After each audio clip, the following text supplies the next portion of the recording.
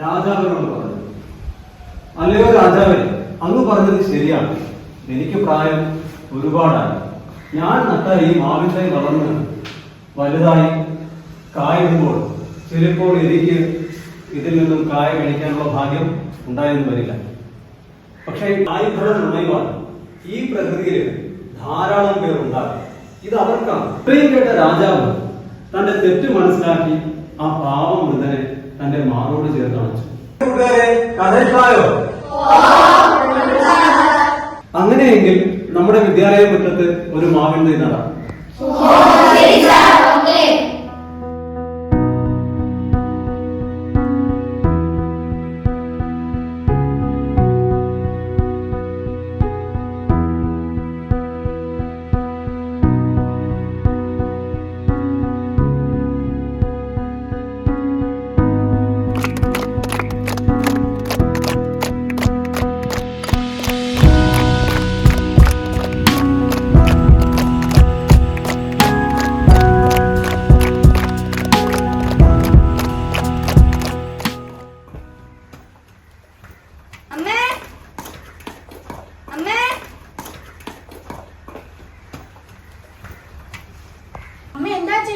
ഞാൻ മാമ്പഴം കഴിവോ?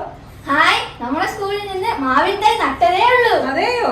നിങ്ങൾ പോയി ഡ്രസ് മാറിയിട്ട് വാ. ശരി അമ്മേ. മാമ്പഴം വാങ്ങിയോ? ഇതെവിടുന്നാ? ഞാൻ ഇങ്ങോട്ട് വന്നപ്പോ ചന്ദ്രന്റെ പറമ്പില് മാങ്ങ പറിക്കുകയാണ്. അവര് നല്ല പഴുത്ത മാങ്ങ, നല്ല മാങ്ങ, രണ്ട് മാങ്ങ. പക്ഷെ അമ്മ വാങ്ങിയ മാമ്പഴമാ സൂപ്പർ. അതെ, എന്റെ നിറം കാണുമ്പോഴേ കൊതി ഊറുന്നു. അതെ, അതാണ് സൂപ്പർ. സൂപ്പറൊക്കെ തന്നെ, പക്ഷെ അത് അത്ര നല്ല മാമ്പഴമല്ല. അതൊക്കെ ശരി തന്നെ, കൊതി കൊണ്ട് വാങ്ങിച്ചെന്നേ ഉള്ളൂ. അതെന്താ അങ്ങനെ?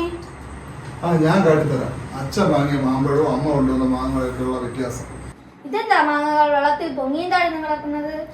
അതാണ് അതിന്റെ വ്യത്യാസം. കീടനാശിനിയുള്ള മാങ്ങ ഉയർന്നു തന്നെ കിടക്കും, നല്ല മാമ്പഴം താഴ്ന്നു തന്നെ കിടക്കും. എങ്കിൽ നമുക്ക് താഴ്ന്നു കിടക്കുന്ന മാമ്പഴം മതി. ശരി മതി. എന്നാൽ ഈ രണ്ട് മാവണ്ടിയും ഞാൻ എന്റെ പറമ്പിൽ കുഴിച്ചിട്ട് ഞാൻ വളർത്തിയെടുക്കും. ഈ ഭൂമിയിലെ വായുവും ജലവും മണ്ണും മരങ്ങളും ഒന്നും തന്നെ പ്രകൃതിയെ ചീത്തയാക്കുന്നില്ല. പക്ഷെ മനുഷ്യൻ ഈ പ്രകൃതിയെ വളരെയേറെ നശിപ്പിച്ചുകൊണ്ടിരിക്കുകയാണ്. 10 പുത്രന്മാർക്ക് തുല്യം ഒരു മരം.